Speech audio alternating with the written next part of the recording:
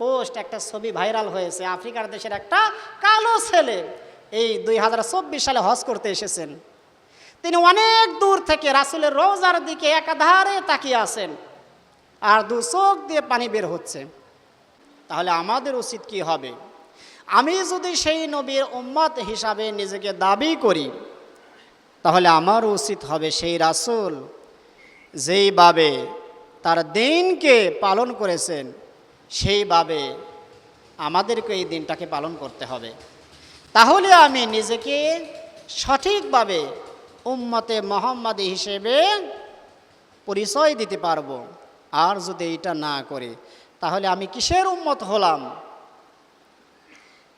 আজকে এই ঈদুল আজহার দিনে রাসূল সাল্লাল্লাহু আলাইহি ওয়াসাল্লাম বলছেন, সর্বপ্রথম ঈদুল আজহার দিনে তোমরা যেই কাজটা করবে সেটা হলো ঈদগাহ মাঠে আগে যাবে, রাস্তার ডান সাইড দিয়ে আসবে। যখন আসবে তোমরা তাকবীর পড়তে পড়তে আসবে, তাকবীর পাঠ করতে করতে তোমরা ঈদগাহ মাঠে আসবে। আল্লাহু আকবার, আল্লাহু আকবার, লা ইলাহা ইল্লাল্লাহু, আল্লাহু আকবার, আল্লাহু আকবার, ওয়ালিল্লাহিল হামদ। এই তাকবীর পাঠ করতে করতে তোমরা রাস্তার ডান সাইড দিয়ে ঈদগাহ মাঠে আসবে। কিন্তু ঈদুল ফিতরের দিনে এই তাকবীরটা আপনারা পড়বেন, রাসূল সাল্লাল্লাহু আলাইহি ওয়াসাল্লাম বলেন এটা জোরে জোরে না পড়ে আস্তে আস্তে পড়ার বিধান রয়েছে। এজন্য ঈদুল ফিতরের দিনে আমরা তাকবীর পাঠ করব, কিন্তু তার আওয়াজটা হবে আস্তে আস্তে। আর ঈদুল আজহার দিনে এই তাকবীরটা পাঠ করব জোরে জোরে। আসার সময়ে আমরা ডান সাইড দিয়ে আসবো, যাবার সময়ে আমরা রাস্তা পরিবর্তন করে বাম সাইড দিয়ে যাব। এটা আল্লাহ রাসূলের সুন্নাত। এছাড়া ঈদুল ফিতরের দিনে আমরা কিছু খেয়ে আসে, কিছু মিষ্টি জাতীয় খাবার খাওয়া, এটা আল্লাহ রাসূলের সুন্নাত। আর ঈদুল আজহার দিনে কোনো কিছু না খেয়ে দ্রুত নামাজ পড়ে এরপরে নামাজ শেষ হয়ে গেল কোরবানি করবেন। কোরবানি করার পরে সেই কোরবানির গোশত দিয়ে প্রথম খাবারটা খাওয়া, এটা আল্লাহ রাসূলের সুন্নাত। এজন্যই উলামায়ে কেরামদের বক্তব্য হলো ঈদুল ফিতরের নামাজটা আগে আদায় করা এবং ঈদুল আজহার নামাজটা আগে আদায় করে ঈদুল ফিতরের নামাজটা পরে আদায় করা। এজন্য আল্লাহর নবী রাসূল সাল্লাল্লাহু আলাইহি ওয়াসাল্লাম তিনি সাহাবীদেরকে লক্ষ্য করে বললেন, ও আমার সাহাবারা, ঈদুল আজহার নামাজ শেষ হয়ে গেল। তিনি বক্তব্য দিতে লাগলেন। আল্লাহর নবী বক্তব্যের এক পর্যায়ে বললেন, ও আমার সাহাবারা, যেই ব্যক্তি সকাল সকাল এসে ঈদুল আজহারের নামাজটা আদায় করলো, এরপরে নামাজ পর সে কুরবানি করলো, সে যেন আমাদের আদর্শ, আমাদের তরিকা, আমাদের পদ্ধতিকে অনুসরণ করলো। অর্থাৎ ঈদুল আজহার দিনে সকাল সকাল ঈদগাহ মাঠে আসা, সকাল সকাল ঈদের নামাজটা আদায় করা, এরপরে নামাজ যখন শেষ হয়ে যাবে তখন কোরবানি করা। এই পদ্ধতি যখন কোনো মুসলমান আদায় করলো, সে খাঁটি মুসলমান, সে আমি নবীর সুন্নাতকে অনুসরণ করলো। সাথে সাথে একজন সাহাবী আবু বুরদা ইবনু নিয়ার রাদিয়াল্লাহু তাআলা আনহুমা দাঁড়িয়ে গেলেন, ইয়া রাসূলুল্লাহ, ইয়া হাবিবাল্লাহ, আমি তো একটা ভুল করে ফেলেছি। আমি আজকে এই ঈদুল আজহার দিনে নামাজে আসার আগে আমি কুরবানিটা করে ফেলেছি। একজন সাহাবী, সাধারণ কোনো মানুষ নয়, আল্লাহর নবীর একজন সাহাবী বলছেন, ইয়া রাসূলুল্লাহ, ইয়া হাবিবাল্লাহ, আপনি বললেন ঈদুল আজহার নামাজটা আগে আদায় করতে হবে, এরপরে কুরবানি করতে হবে, কিন্তু আমি অলরেডি একটা ভুল করে ফেলেছি। নামাজের আগেই আমি কুরবানি করে দিয়েছি। আমি মনে মনে ভাবছি, আজকের দিনে মানুষ গোশত খাওয়ার কিছু আশা থাকে, আকাঙ্ক্ষা থাকে, যারা কুরবানি দিতে পারে না তাদের মন গোশত খাওয়ার জন্য একটু মনের মধ্যে একটু আশা জাগে। এই কারণে এই চিন্তা ভাবনা করে আমি কুরবানিটা করেছি। আল্লাহর নবী বললেন, তোমার কুরবানি হবে না। কেননা তুমি যখন সঠিকভাবে নিজেকে মুসলমান হিসাবে দাবি করবে, তখন তোমার উচিত হলো আগে নামাজ আদায় করা, এরপরে তুমি কুরবানি করবে। সাহাবী আবু বুরদা ইবনু নিয়ার রাদিয়াল্লাহু তাআলা আনহুমা তখন বললেন, ইয়া রাসূলুল্লাহ, ইয়া হাবিবাল্লাহ, এখন আমি কি করতে পারি? তখন আল্লাহ নবী বললেন, তোমার বাড়িতে যদি কোনো মহেশ এইটা থাকে, তিনি বলছেন, ইয়া রাসূলুল্লাহ, ইয়া হাবিবাল্লাহ, আমার বাড়িতে একটা মেষ আছে যেটা 1 বছরের কাছাকাছি বয়স হবে। তখন আল্লাহ নবী বললেন, আজকের জন্য তুমি এইটা কুরবানি করো, কিন্তু তোমার পরে আর কারো জন্য এই বিধানটা ওয়াজিব থাকবে না, এই বিধানটা বহাল থাকবে না, শুধু তোমার জন্য। তাহলে এইখান থেকে আমরা একটা মাসলা পাই, কোনো ব্যক্তি যদি কোরবানির ঈদের নামাজের আগে কোরবানি করে তাহলে তার কোরবানিটা বাতিল হয়ে যাবে। আল্লাহর নবী বললেন ওইটা হলো গোশত খাওয়ার কোরবানি, অবশ্যই তাকে পরে আরও একটা কোরবানি করতে হবে। এখন আজকের ঈদের দিনের আমল কি? এই ঈদের দিন আমাদের কি করতে হবে? কত মানুষ আমরা অবহেলায় কাটিয়ে দেই। আল্লাহর নবীর সাহাবী হযরতে মুআয ইবনে জাবাল রাদিয়াল্লাহু তাআলা আনহু তিনি বলছেন, মান আহইয়াল লায়ালিয়াল খামস ওয়াজাবাত লাহুল জান্নাহ, লাইলাতাত তারবিয়া, লাইলাতা আরাফা, লাইলাতান নাহারি, লাইলাতাল ফিতরি ওয়া লাইলাতান নিসফি মিন শাবান। আল্লাহর নবী বলছেন, ও আমার সাহাবারা, যদি কোনো মুসলমান 5টা কাজ করে, 5টা রাতকে জিন্দা করে রাখতে পারে ইবাদত বন্দেগীর মাধ্যমে, ওয়াজাবাত লাহুল জান্নাহ, ওই ব্যক্তির উপর আল্লাহ তাআলা জান্নাত ওয়াজিব করে দেবেন। সুবহানাল্লাহি ওয়া বিহামদিহি। সেই রাত কোনগুলো? লাইলাতাত তারবিয়া, লাইলাতা আরাফা, লাইলাতান নাহরি ওয়া লাইলাতাল ফিতরি ওয়া লাইলাতান নিসফি মিন শাবান। অর্থাৎ আমরা যেই মাসে অবস্থান করছি, এই জিলহজ মাসের 8, 9, 10 ঈদুল ফিতরের রাত এবং ওয়া লাইলাতান নিসফি মিন শাবান, শাবানের 14 দিবাগত রাত, যেটাকে আমরা লাইলাতুল বরাত বলে থাকি। এই 5টা রাত কোনো মুসলমান বান্দা যদি ইবাদত বন্দেগীর মাধ্যমে কাটিয়ে দিতে পারে, আল্লাহর নবী বলছেন ওয়াজাবাত লাহুল জান্নাহ, তার উপরে আল্লাহ তাআলা জান্নাত ওয়াজিব করে দেবেন। আর একবার বলে সুবহানাল্লাহ। তাহলে এই রাতগুলো আমরা অনেকেই জানি না, এই রাতের ফজিলত কি, এই রাতে কি ইবাদত করতে হবে। গত রাত আমাদের কাছ থেকে চলে গেছে, এই রাতের ফজিলত অনেকেই আমরা জানি না। হাইরে মুসলমান, অথচ আল্লাহর নবী বললেন তুমি একটা রাত জেগে থাকো, তাহলেই তোমার জান্নাত ওয়াজিব হয়ে যাবে। অথচ আমরা এটা করি না। এইটা না করে আমরা অলসভাবে আমাদের সময়টা কাটিয়ে দিচ্ছি। এইটা আমাদের জন্য ব্যর্থতা ছাড়া আর কিছুই নয়। অপর হাদিসের মধ্যে হযরত আবি উমামা রাদিয়াল্লাহু তাআলা আনহু তিনি বলছেন, মান কামা লাইলাতাল ঈদাইনি মুহতাসিবান লাম ইয়ামুত কলবুহু ইয়াওমা ইয়ামুতুল কুলুব, আত-তারগিব ওয়াত-তারহিব, আও কামা ক্বালা আলাইহিস সালাতু ওয়াসসালাম। আল্লাহর নবী বলেন, যখন কোনো মুসলমান বান্দা অথবা বান্দি 2 ঈদের রাতে ইবাদত বন্দেগী করবে, ঈদুল ফিতরের রাত এবং ঈদুল আজহার রাত, এই 2টা রাতে কোনো মুসলমান বান্দা অথবা বান্দি যদি ইবাদত করতে পারে, আল্লাহর নবী বললেন লাম ইয়ামুত কলবুহু ইয়াওমা ইয়ামুতুল কুলুব, হাসরের ময়দানে প্রত্যেকটা মানুষের অন্তর যখন মৃত থাকবে, অন্তর যখন মরা থাকবে, এই 2টা রাতে যেই সমস্ত মানুষেরা আমল করেছে, যেই সমস্ত মানুষেরা নামাজ পড়েছে, কোরআন তেলাওয়াত করেছে, জিকির আজগার করেছে, এই সমস্ত মানুষদের অন্তরগুলোকে আল্লাহ তাআলা জীবিত করে দেবেন। সুবহানাল্লাহি ওয়া বিহামদিহি। তাহলে আমাদের এই লাইলাতুল অর্থাৎ ঈদুল আজহা এবং ঈদুল ফিতর, এই 2টা রাত, গতকালকে যে রাতটা চলে গেল, এই রাতে যারা ইবাদত করেছি তারা তো আমরা এই সওয়াবটা পেয়ে গেছি, আর যারা ইবাদত করি নাই তারা কিন্তু মাহরুম হয়ে গেছে, হতভাগা হয়ে গেছে।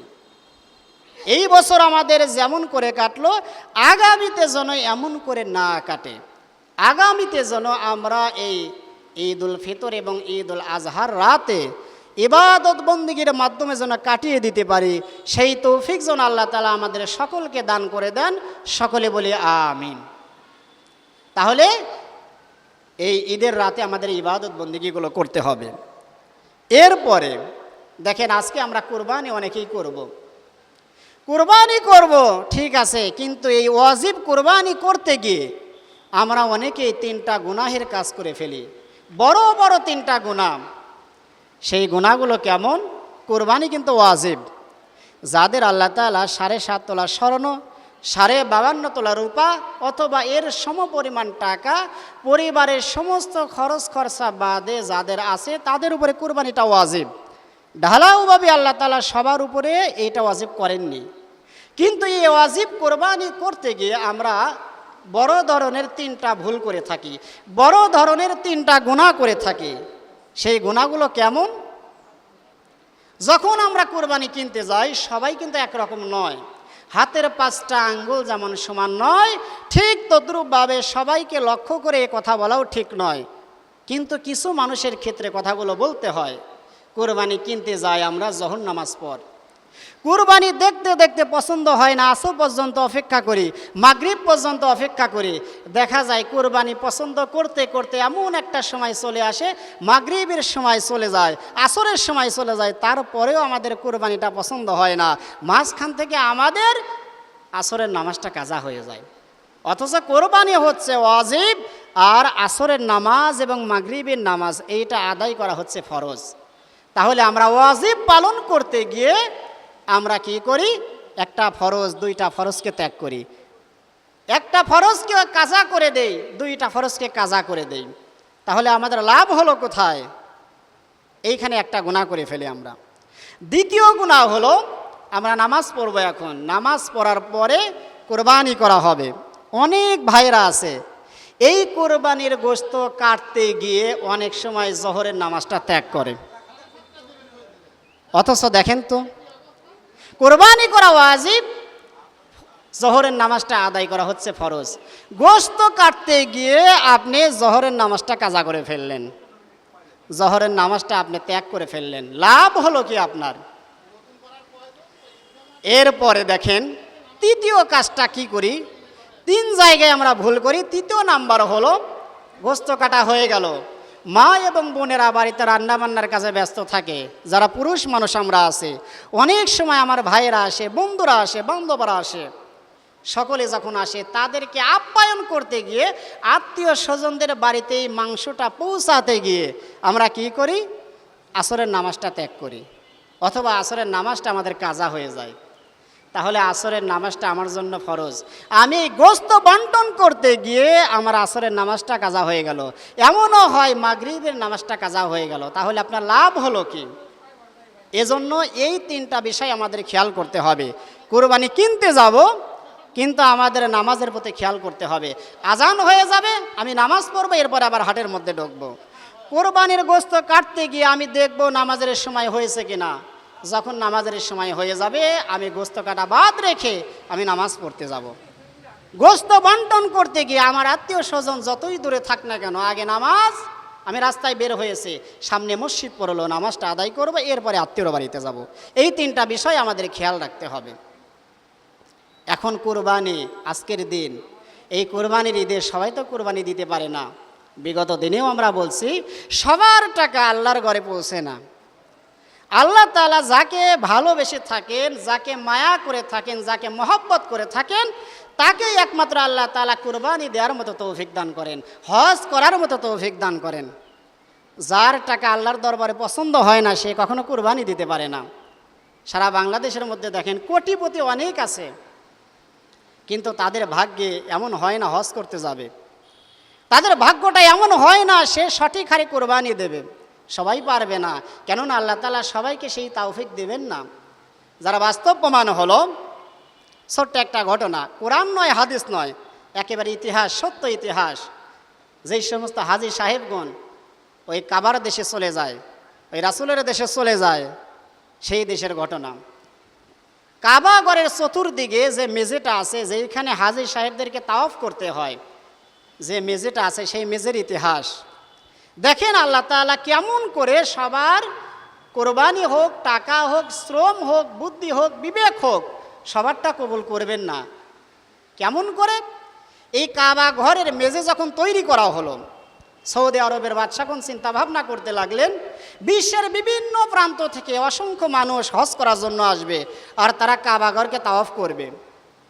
তাওয়াফ করতে গিয়ে সূর্য মাথার উপরে থাকবে, সূর্যের তাপ পড়ার কারণে এই মেঝেটা গরম হয়ে যাবে, মানুষ সঠিকভাবে হয়তো বা তাওয়াফ করতে পারবে না, চতুর্দিকে ঘুরতে পারবে না। কি করা যায়? এই মেঝেটা এমন এক পাথর দিয়ে তৈরি করা হোক, যাতে করে হাজী সাহেবদের কষ্টটা একটু লাঘব হয়, কষ্টটা একটু কম হয়। এজন্য ইঞ্জিনিয়ার হিসাবে আনা হলো মিশরের একটা ইঞ্জিনিয়ার ডক্টর কামাল ইসমাইলকে। এই ব্যক্তিকে আনা হলো যে আপনি এমন কিছু পাথর দিয়ে এই কাজটা করে দিন যাতে করে হাজী সাহেবগণ সঠিকভাবে, সুস্থভাবে, শান্তভাবে, কষ্ট ছাড়াই চারদিকে তাওয়াফ করতে পারেন। তিনি আসলেন, আসার পরে পৃথিবীর সমস্ত দেশে তিনি খবর পাঠালেন এমন কিছু পাথর এইখানে দরকার যেই পাথর দিয়ে কাজ করা হবে, যেই পাথরের তাপ শোষণ ক্ষমতা থাকতে হবে। পৃথিবীর কোথাও পাথর পাওয়া গেল না, একটা মাত্র দেশ ছাড়া। সেই দেশের নাম হচ্ছে গ্রিস। এই গ্রিস দেশে একটা পাহাড় আছে, ওই পাহাড়ের মধ্যে এই পাথরগুলো পাওয়া যায়, যেই পাথরগুলো রোদ যখন পড়বে পাথরের উপরে, ওই রোদের তাপমাত্রা এই পাথরটা শোষণ করতে পারে। তিনি গ্রিসে চলে গেলেন, যাওয়ার পরে সেই পাথর ওইখান থেকে সংগ্রহ করলেন, সেই দেশের সরকারের কাছ থেকে সংগ্রহ করার পরে কাবা ঘরের যে মেজে আছে এই মেজেটা তৈরি করে দিলেন। আজও পর্যন্ত সেই মেজের উপরেই হাজী সাহেবগণ তাওয়াফ করে থাকেন। রোদের তাপ যখন লাগে ওই মেজেটা স্বাভাবিক পাথরে যেমন গরম হয়, এই পাথরটা অতগুলো গরম হয় না, অতটা গরম হয় না, স্বাভাবিকভাবে সে তাপমাত্রা শোষণ করতে পারে। এরপরে 15 বছর চলে গেল। মসজিদে নববীর কমিটিরা বলল, আল্লাহর ঘর বাইতুল্লাহ, এইটাকে এত সুন্দর পাথর দিয়ে কাজ করা হলো, আমাদের মসজিদের নববীটা যদি এমন সুন্দর পাথর দিয়ে কাজ করে দেওয়া হতো তাহলে ভালো হতো। তাহলে কি করা যায়? আবার ডক্টর কামাল ইসমাইলকে মিশর থেকে আনা হোক, আমাদের মসজিদে নববীর মেঝেটা যেন এইরকম পাথর দিয়ে কাজ করে দেয়। তিনি আসলেন, আসার পরে তাকে বলা হলো আপনি সেম কাজটা আমাদের মসজিদে নববীতে করে দেন। তখন তিনি বললেন, সময় চলে গেছে প্রায় 15 বছর, এখন সেই পাথর পাবো কি না জানি না, তবে আমি চেষ্টা করে দেখতে পারি। তিনি গ্রিসে গেলেন, যাবার পরে গ্রিসের সরকারের কাছে আবেদন করলেন, বিগত দিনে এই পাথর আমরা নিয়েছিলাম এই দেশ থেকে, সেই পাথর আমার কিছু প্রয়োজন। তখন যার কাছ থেকে, যেই ঠিকাদারের কাছ থেকে ওই পাথর কেনা হয়েছিল, সেই ঠিকাদারকে যখন বলা হলো ওই পাথর কিছু দরকার, তখন ঠিকাদার বলছেন যে দেখেন ইঞ্জিনিয়ার সাহেব, এই পাথরগুলো আপনি নিয়ে যাওয়ার পরে বাদ বাকি পাথর যেটা ছিল সেটা সমস্ত পাথর একটা কোম্পানি নিয়ে গেছে, আর কোনো পাথর অবশিষ্ট নাই। তখন মনটা তিনি খারাপ করলেন, তিনি চিন্তা করে লাগলেন আমি বড় আশা নিয়ে, আকাঙ্ক্ষা নিয়ে এসেছিলাম এই পাথরের কাজে, পাথরের সংগ্রহের কাজে, কিন্তু পেলাম না। এরপরে তিনি বললেন যে ভাই, যেই কোম্পানি এই পাথরগুলো নিয়েছে সেই কোম্পানির নামটা বলে দেন। তখন ওই ঠিকাদার কোম্পানি, যেই কোম্পানিগুলো পাথর কিনেছে তার ঠিকানাটা তার কাছে দিয়ে দেওয়া হলো। তিনি ঠিকানা হাতে নিয়ে একবার কাঁদেন একবার হাসেন, একবার কাঁদেন একবার হাসেন। তখন ওই ঠিকাদার কোম্পানি বলছেন, আপনি ভাই একবার মন খারাপ করেন আবার একবার মন ভালো হয়ে যায়, এর কারণ কি?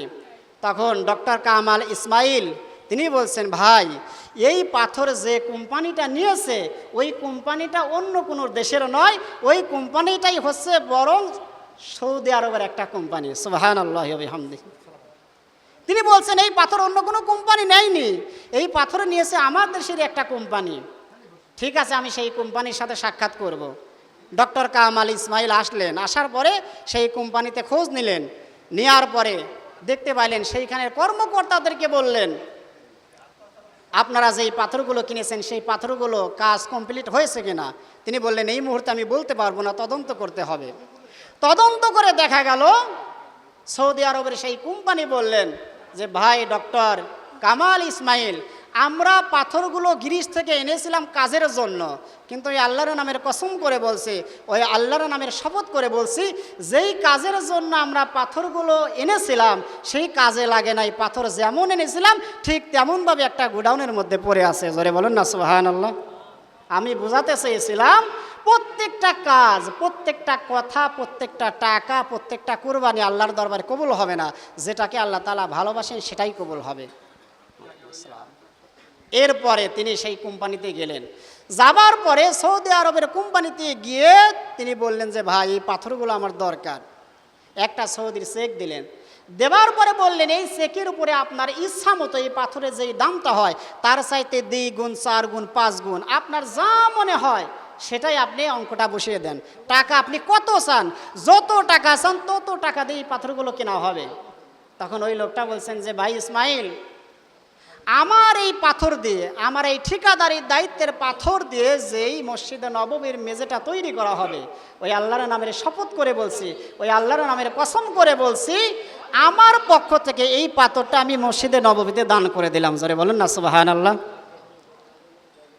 এরপরে ডক্টর কামাল ইসমাইল তিনিও বললেন যে ভাই, তুমি যদি তোমার পাথরগুলো মসজিদে নববীতে আল্লাহর নবীর ঘরে যেই তৈরি করেছিলেন যেই মসজিদটা, এই মসজিদে যদি তুমি দান করতে পারো, তাহলে আমি ডক্টর কামাল ইসমাইল মিশর থেকে এসেছি, আমার যেই পারিশ্রমিক হবে এই পারিশ্রমের একটা টাকাও আমি নেব না, আমি একেবারে মাংনা কাজটা করে দেবো। আর একবার বলি সুবহানাল্লাহ।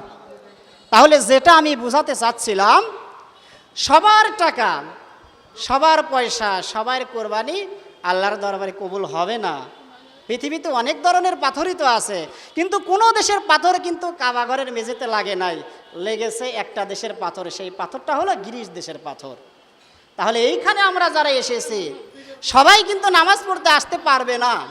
তাহলে দেখেন, আল্লাহ তাআলা যাকে ভালোবাসেন, যাকে পছন্দ করেন, সেই ব্যক্তি একমাত্র কোরবানি দিতে পারবে, সেই ব্যক্তি একমাত্র ওই খানায় কাবার মুসাফির হতে পারে, ওই মক্কার দেশে যাইতে পারবে, মদিনার দেশে যাইতে পারবে। আমরা তো আসলে বুঝি না, টাকা আছে, পয়সা আছে, শারীরিক সক্ষমতা আছে, তারপরেও আমরা কি করছি না, আমরা হজ করতে যাচ্ছি না। অথচ দেখেন, বিশ্বের বিভিন্ন প্রান্ত থেকে কত মানুষ হজ করতে যায়, কত মানুষ রাসূলকে ভালোবেসে রাসূলের রওজার পাশে গিয়ে সালাম প্রদান করে। সাম্প্রতিক সময়ে একটা পোস্ট, একটা ছবি ভাইরাল হয়েছে, আফ্রিকার দেশের একটা কালো ছেলে এই 2024 সালে হজ করতে এসেছেন। তিনি অনেক দূর থেকে রাসূলের রওজার দিকে একাধারে তাকিয়ে আছেন, আর দু চোখ দিয়ে পানি বের হচ্ছে।